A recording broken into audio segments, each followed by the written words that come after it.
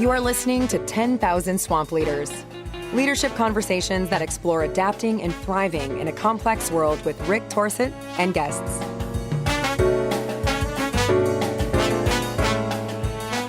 Hi, everybody. This is Rick Torset, and this is 10,000 Swamp Leaders.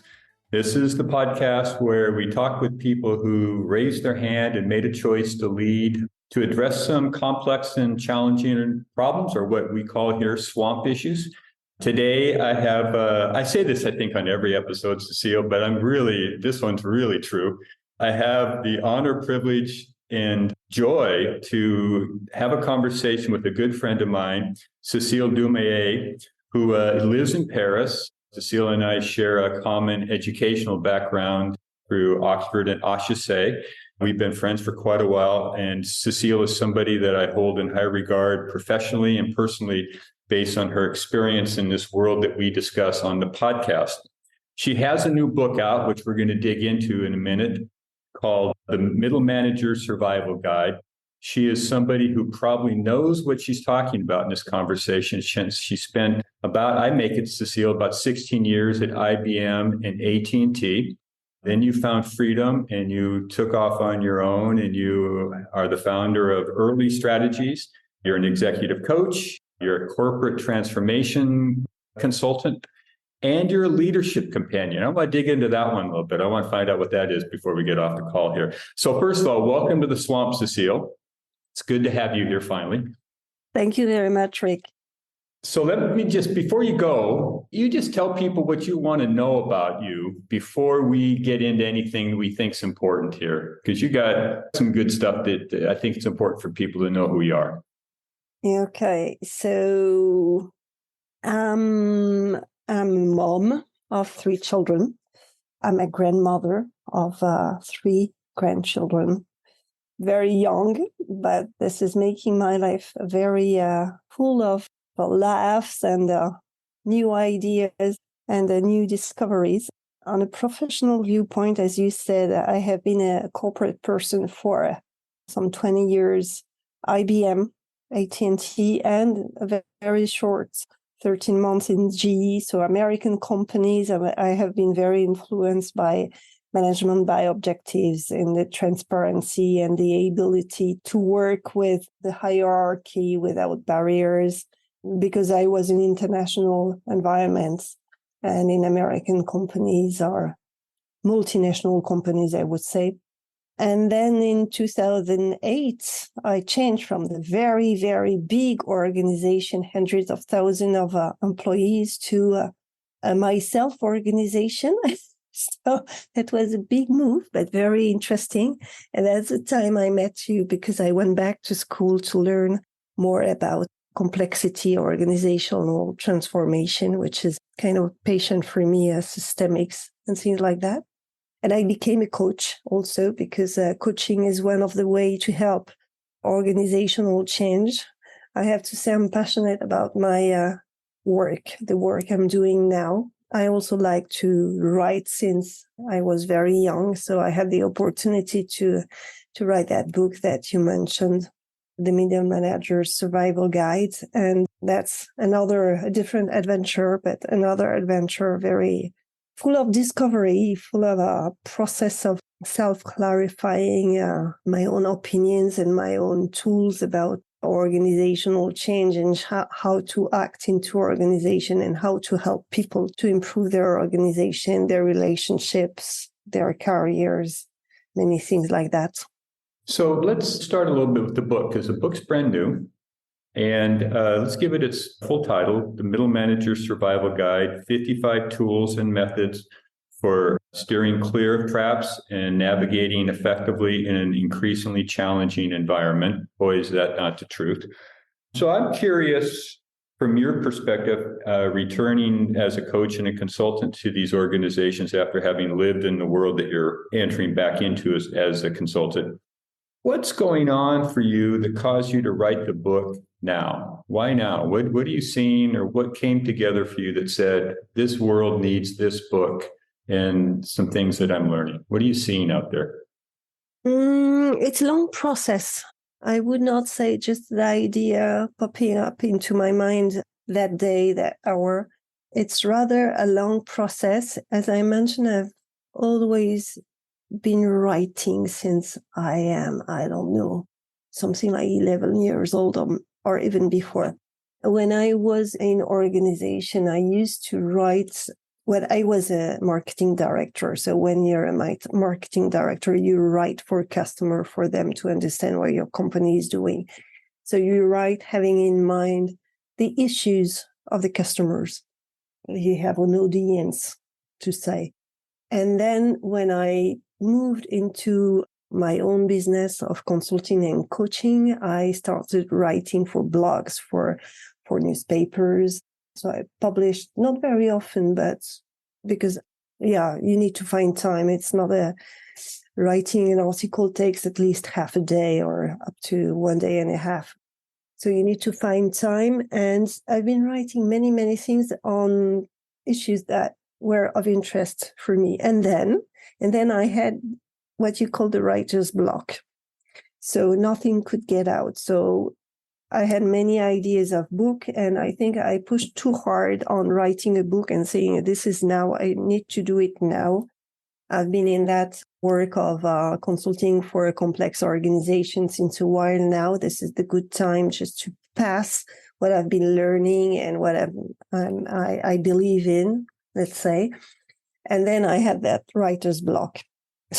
That was just the opposite of what I wanted. I hired a coach who was one of my teacher in neuroscience. And he also was a book author. So he made me work, and he just told me just write every morning for 1 hour minimum and 4 pages minimum. So I did that for a while. And after a while, I look at what I produced and try to find kind of a backbone or something like that. So there was a piece of articles about everything, about writing to my father who passed away, about writing about my business, writing about the coaching session I had in the day, and blah, blah, blah. So, but something was very clear is that on at least half of the articles of piece of text I've been writing, it was speaking about living in organization, being leaders in organization, and middle management. So I put all that together. I was thinking, okay, there's something there. There's really kind of a common theme. And I spoke to another friend who has been publishing books about crisis management and audits and things like that. And he's a very technical writer. And I told him, what do you think? And he told me, well, there's something. Let me introduce you to my editor, to my publisher. That was the beginning of the publishing story. And the publisher made me first write a proposal. Then I had to rewrite the proposal 4 times with his insight and his advice, so that there's a book that works both from publisher viewpoint and from my viewpoint, which was how can I help middle managers in organization when they don't have the opportunity to hire a coach. So basically, it's a book of self-coaching with the kind of tools I use in coaching, but simplified and written in a way that anyone reading them can use them on his or her own. Okay. Before we get into some of the specifics that you write about and your thoughts on, I want to get into the conversation, your view at least, on what you think the difference is between leading and managing. Because I think we mush those together a lot, and they are different. Yeah. So from your perspective and your experience, both inside and now as an advisor from the outside, what are the things that mark out leading and what are the attributes that mark out managing? Okay. Just to say, there's no clear frontier, and most of the time it's blurred, I have to say. But the managing is more a technical side, where in most organizations you have rules, you have a hierarchy, you have responsibles, you have job descriptions, yearly objectives, and so you have to follow the rules. There's a management process, kind of. While in leading, you like this word swamp. You're in the swamp somehow. So leading is more about influencing, about understanding the big picture, about strategizing. When you're a leader, we talk about managing across and managing up. Also, you can even manage your manager. So you can be a leader without being a manager. You can be a manager without being a leader. But it's very powerful to be both a manager and a leader. There's two things I'm thinking about here, but let's put this piece in before we get too far down the road. Given all of that, what has, from your perspective, been the additional consequence to managers and leaders post-COVID when we now have decided that people can work remotely more often than they ever would have before, and the whole way in which work gets done nowadays is different than it was pre-COVID? So what's the implication for somebody who's managing, who now has people, maybe some in the office, some at home, rotating around, traveling all around the world? What do you see in there that is an additional layer of challenge, if there is one, for this world that we now inhabit? Yeah, there's definitely additional layers of challenges, but can be very different because depending on the activity, you have activities that can be done remotely and some that cannot.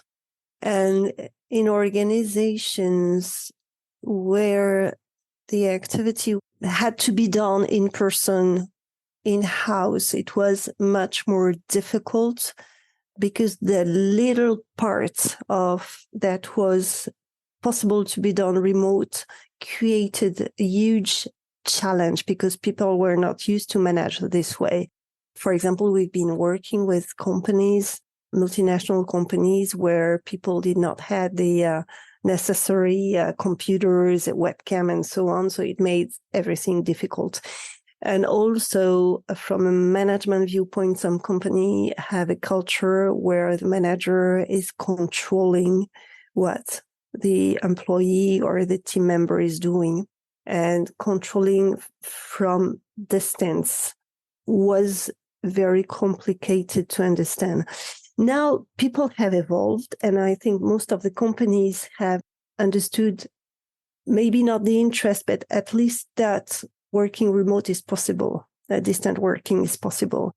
And I have two kinds of clients. Basically, I have clients where the company, nobody wants to come back in the office, and they are struggling to get the people back in the office at least once a week for a team meeting, for example, or just to touch base and continue to have good relationships together, because it's nice to be face to face from time to time. And I have the opposite, the consulting company, for example, inside Paris, in big cities, who don't want to work remote because they already have business obligation to be in the customer meetings and offices, and they want to be together as much as possible for the rest of the time. So what it has changed, what COVID has changed, is that at least, and I'm crossing fingers saying that most of us now, of my clients now, have the good computers, the good webcams, and the good network to be able to work remote. This is one thing. But I think it has changed the way people see priorities on how they can improve relationship, or at least maintain good relationship, whether with colleagues or customers or client partners, whatever. And people think into that now better. They have a better understanding, but they also have that paradox of what is the priority of my life. And many people who were lucky to have a quiet area for working remote during the COVID, it made them want more of that. Mm-hmm. So there is a kind of a dichotomy between making sure I have good relationship with colleagues and management and clients and partners and whatever. So seeing them face to face and sitting next to them.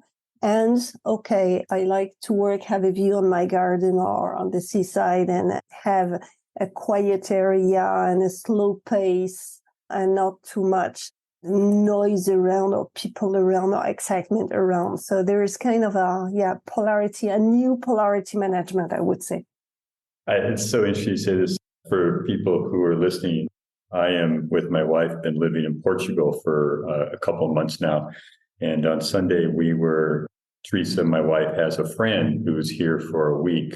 So we were out and about, and we were on the coast, and a lot of surfing around Portugal right now. And we happened on this place that was just buzzing with excitement of surfers and restaurants and stuff. And I ended up in a conversation with a young woman who is from Berlin, and she has been working remote since COVID happened. And she showed me her van, which she's built a desk into, and we're 2.5 years into and out of COVID. And she's been back to Berlin 3 times for some very specific corporate meetings. In the meanwhile, she's surfing, working online, and she just laughed and she said, "I'm never going back." And I thought, yeah, this is a magic story. Yeah, it's really quite fascinating. So I want to get into some stuff you talked about in your book. You identify 8 middle manager syndromes. Yes. And I had to look up syndrome because I think I know what syndrome means. But when I looked it up, I thought, whoa, this is the definition I found: a set of symptoms or conditions that occur together and suggest the presence of a certain disease or an increased chance of developing a disease. So when you're talking syndromes for middle managers, give people a little context about how that came across to you and what you picked up there. And what are some of the syndromes that you see that you think should be top of mind for managers as they navigate this world of managing?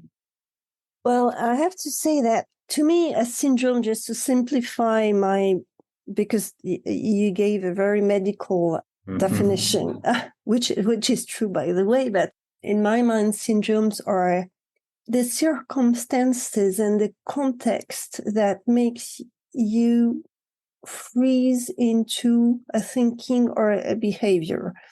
And it's very hard to get out of it because the context is very strong and the circumstances, whatever happened, is very important.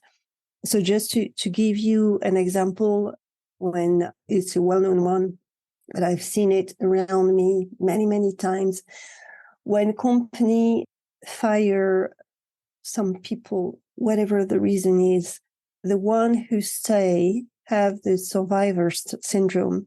They feel guilty that their colleagues, their friends sometimes have been fired and not them. Whatever the reason is. It's unfair for them, but it's a bit hard to get out of it. So this is my definition of a syndrome. This is basic definition of a syndrome. And yeah, I've seen them around me, and this chapter is really written from experience of my life before being a coach and a consultant. When I was a multinational marketing director, I've seen them around me in many, many occasions, and I see them now when I'm coaching again and again. So name a few syndromes, because you have 8 of them. So what are some examples of the kinds of syndromes that you're referring to that managers are challenged by? The name of the syndromes, so let me read them. The middle child. So this is definitely what middle manager are. They are not the grown-up, the first child. They are not the last child, the preferred. They are in the middle, and they are supposed to raise themselves by their own because their parents were looking after the oldest child, and they are very interested in the third one, who is the baby, and so on. But the middle child is left on its own and has to find his own solutions and so on. So that happens a lot for a middle manager in organizations. The one-man band, when you're a middle manager, you have to know everything. You have to be a manager, a leader. You have to be an expert in whatever activity your team members are in. You have to understand what the CEO is thinking and his management committee. You have to know the entire organization, because whatever decision you make on how to implement strategy will impact a big bunch of the organization and so on. So you have to be a one-man band, savior, and that happened a lot. You're also responsible of people. So you often feel that you are here to protect them, but also to protect the organization and to save the organization. And you know, as much as I know, that organization are not humans, so they don't function the same way as we function. So it's a bit, how to say that, a lost challenge from the beginning. You have other that are very individualistic people. This is another side of the organization, because they are depersonalized, leave room for people with big ego.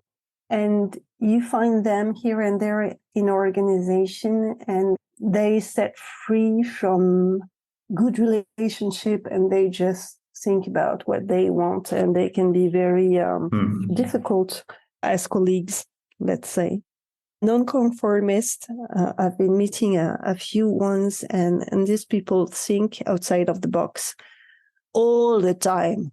So you have to grasp and understand what they are thinking about. And I have to say, I met a few. It's not easy to work with them because you're under the impression of being with somebody from another planet. But at the same time, it helps a lot when you're tackling regular issues of operational issues and so on, because their ability to think outside of the box makes you realize, makes you see things with different angles and other perspectives. Self-qualified imposter, when you have the imposter syndrome, well, that I don't need to explain that. This is very, very known. Opportunist, this is another type of individualist that you see in organization, that they see the organization like kind of a journey of issues and challenges and traps and so on, and they don't think organizationally, if I can say that. So when you have colleagues like that, they're not very reliable, but you have to work with them. So you have to keep that in mind. And the last one is a survivor syndrome that I already described. So yes, I see them a lot. And this is, of course, again, I simplified just to explain it in the book. From time to time, you find people with 2 syndromes or 3 syndromes. And then you have to, as a coach, help them into becoming conscious of that and taking a step back and understanding that they are part of a system and that they can behave differently in the system and they can see the system differently. And that can take a while, but at least the coaching is very good about that, because it helps to get the issue out of you and put it on the table, discuss it with somebody neutral, the coach, and then objectify the issue and then make the issue disappear. Okay. So I want to segue then to something you said at the very beginning about why you wrote the book, which was that not everybody can have that thinking partner of a coach that can help them get it out of them and on the table and work with it and then make a plan to take actions. So let's talk a little bit about, if I'm a manager, my organization is not going to pay for a coach. I don't have necessarily the resources perhaps to pay for a coach, but I'm struggling with 1 or 2 or 3 or 4 of these syndromes, and I want to do a good job. So I happen to find your book. How would I go about trying to identify what syndromes might be top of mind for me? What would I do about it? How would I develop a strategy to get better given that? How do I do that using your book? Okay. So syndromes are like diagnosis, let's say, and then it's not coaching or professional development, personal development into a leadership role is not like taking a pill to cure a disease. It's a bit different. It's about becoming conscious of some issues and context, as I said, and finding the right tools for addressing the needs and the requirements and changing and so on. So it's a process rather than just taking a pill. So it's more about finding better understanding what are the stakes, what are the challenges, and then into the book, depending on the challenge you have identified, there's 8 different chapters that include tools, and you can pick up the right chapter of interest for you and the tool of interest for you. So it's like playing with Lego, basically. Identifying the syndrome is not mandatory. If you have identified the syndrome or a few syndromes that you're living with, just thinking or finding out that, okay, oh, maybe I'm living into that, just that, becoming conscious of that is already the first step. And then what kind of exercises or what kind of concept you will need is a different process, okay? I cannot say I have the survivor syndrome, then use this or this tool. But if you have the survivor syndrome, for example, just, okay, understanding that this is just a syndrome, already decrease it. And then what is your situation? Are you beginning a new job, or are you ending your job cycle and maybe thinking about the next job? Are you getting a new team? Are you experiencing a very political organization where relationship or issue with the people who are staying, who have not been fired, for example? Or do you need, in the survivor syndrome, quite often you will have to, of course, motivate yourself, but you will have to motivate your team members. So there's all these issues there's tools and or exercises or a concept that you can read for them. So it's rather finding into the table of contents what makes sense for you. And you say, just to give fair warning, I guess, for people who might take up some of your counsel in the book, and you have this very provocative line. It says, quote, "It's unlikely that organizations will become a haven for middle managers anytime soon." So I'm listening to this podcast. I'm a middle manager, and I'm saying, oh my gosh, I'm just in the wrong place to start with, because it looks like it's just going to be, it's hard now and it's going to stay hard. That may be part of the reality, but I think you're identifying a condition that's been true for a long time. You know, being a manager in an organization is a very challenging job, but you're the coach. Yeah. And you've got managers listening here. So what's some basic moves they can make if you were coaching them that get them started in building themselves to be more capable in their work as a manager? What do you know about? Because you've been a manager for a long time. You made some mistakes. We're going to get to that in a second here. But what advice do you have as a coach to them about start here, do this, do that, if that's even applicable in the context of where they're at now?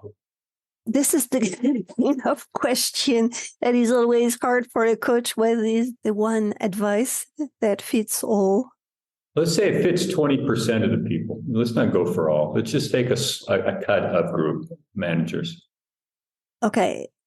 One idea that I got from the systemics that to me changes a lot of things for a lot of people is the idea that everybody is right partially. That means that this is not I'm right, you're wrong, or you're right, I'm wrong, or he is right and we are wrong. It's everybody is right partially. And the understanding that the diversity does not mean right or wrong, but rather richness and complexity and agility and things like that is very important. And I have to say that most of the coaching mission start with a discussion of that type.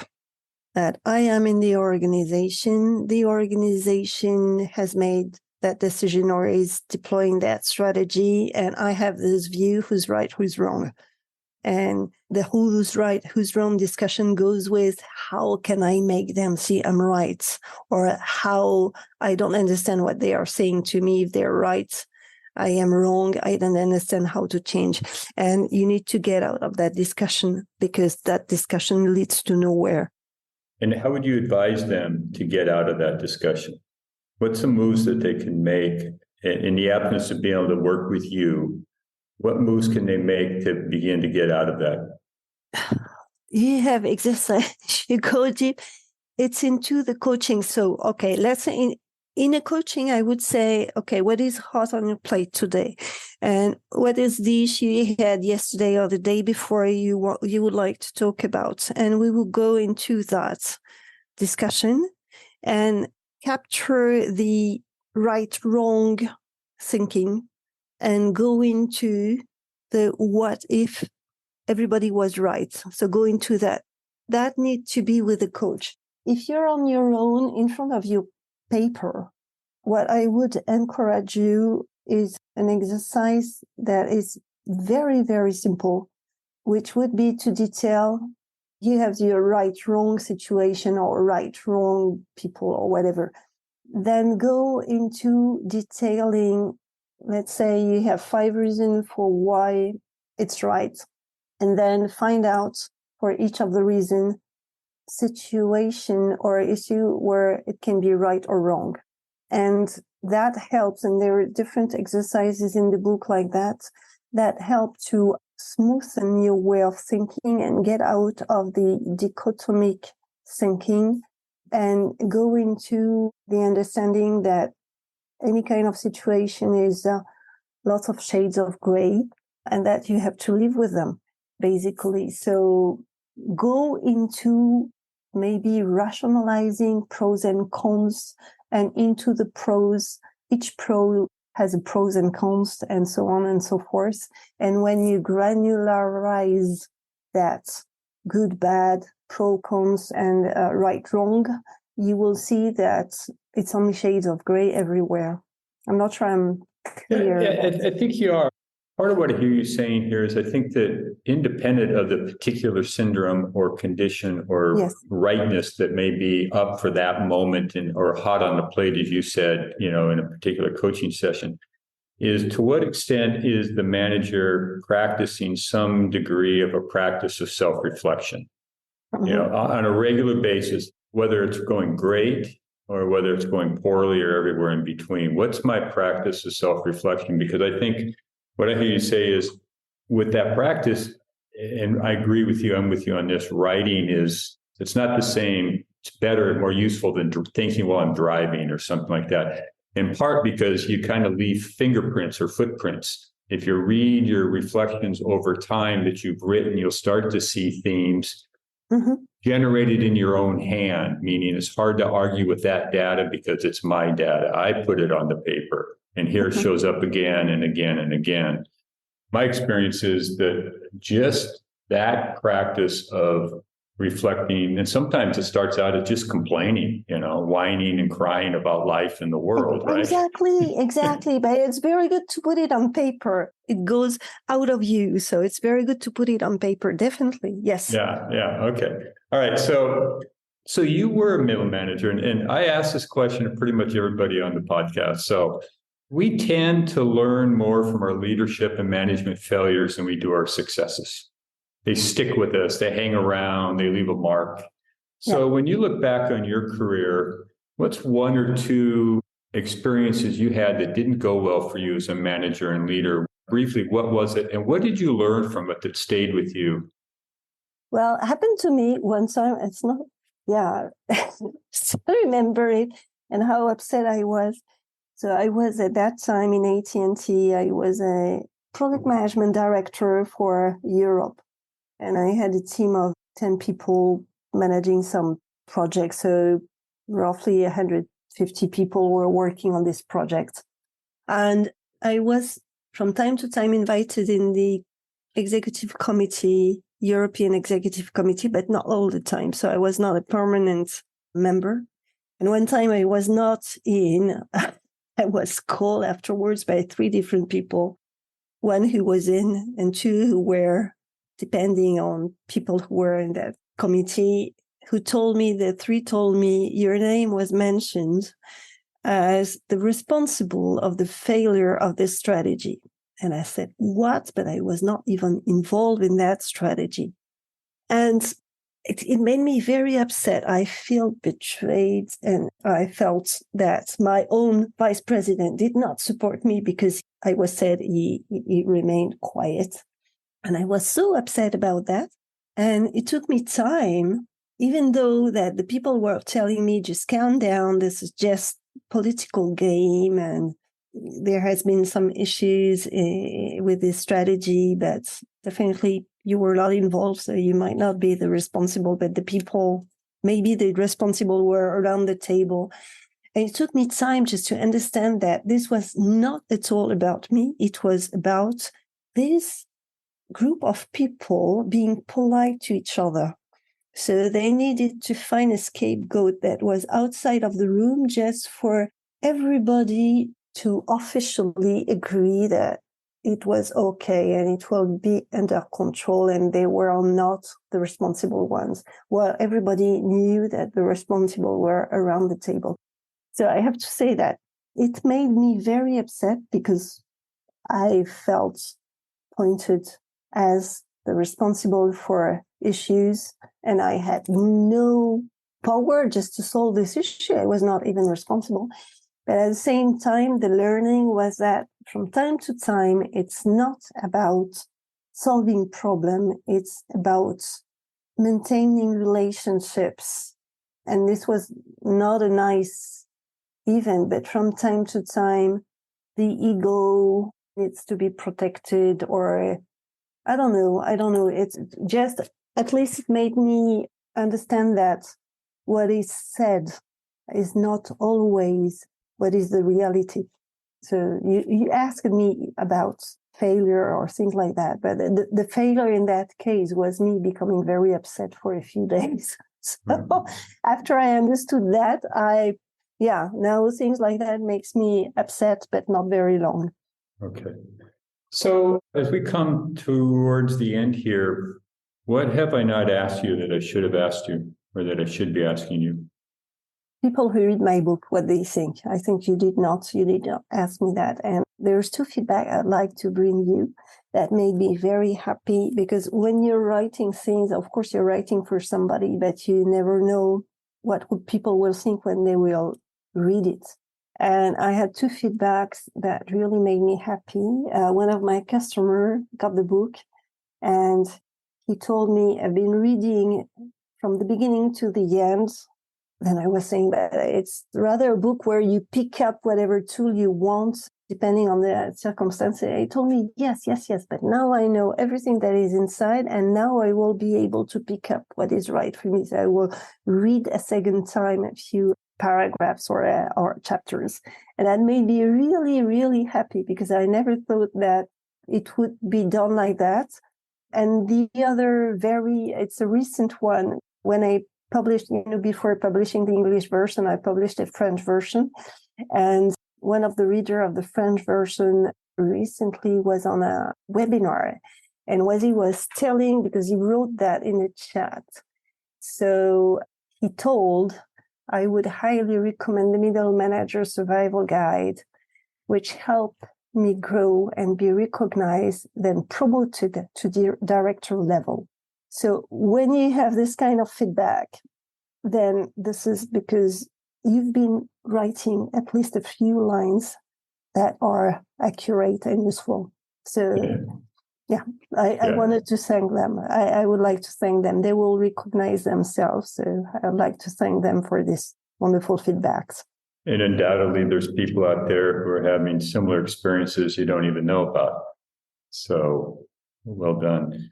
All right. So as we come to the end here, what's ahead for you now that you've got a book out and you're doing your work? What do you want to, in the next few years, accomplish in your work, in your life?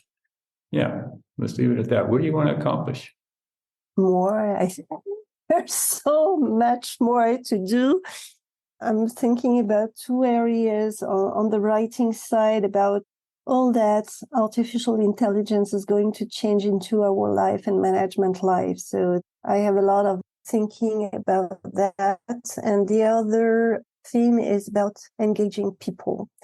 And how do you do as a leader, as a middle manager, when you have people in your team that are not motivated, not engaged? And it's not about forcing, but how do you open the door for them to become engaged and motivated for good reasons? So there are the two themes I'm thinking about for at least a few articles and maybe a next book. And from the personal viewpoints, I had the project of going around the globe by train, going east, not west, east. I'm coming back to where I am in France. This has been made difficult with the COVID and even more with the war in Ukraine and everything that is happening there. So it's postponed, but it's still there. I have more time to think about it and to plan it. Is it safe for us to assume that part of what's ahead for you is to figure out how you can spoil 3 grandchildren? Yeah, it's a different topic. But Right. Okay, so Cecile, the book is called The Middle Manager's Survival Guide. Where can people find this book? It's on Amazon's. All Amazon, amazon.com.co.uk, .fr.de, all Amazon's. Amazon the world. You can find it anywhere you can get Amazon. Yes. Okay. Hey, listen, thank you for coming into the podcast, 10,000 Swamp Leaders. Thank you for sharing your insights. In the show notes for people so they know, there will be a link to your book, also a link to your LinkedIn page, and any other links you want to send across to me that we can attach there so people can find you and find your work. So thanks, ma'am, for being with us here. It was fun. Thanks to you and for your long-time friendship, insights also. And you're in the list of people I did thank, because even though we didn't specifically speak about the book content during the process of writing, I have to say that a few of your advice are with me since a long time. So thanks to you. Hey, it's good to be a partner with you. Okay, thank you much. Thank you. Thank you for listening to 10,000 Swamp Leaders with Rick Torset. Please take this moment and hit subscribe to follow more Leadership Swamp conversations.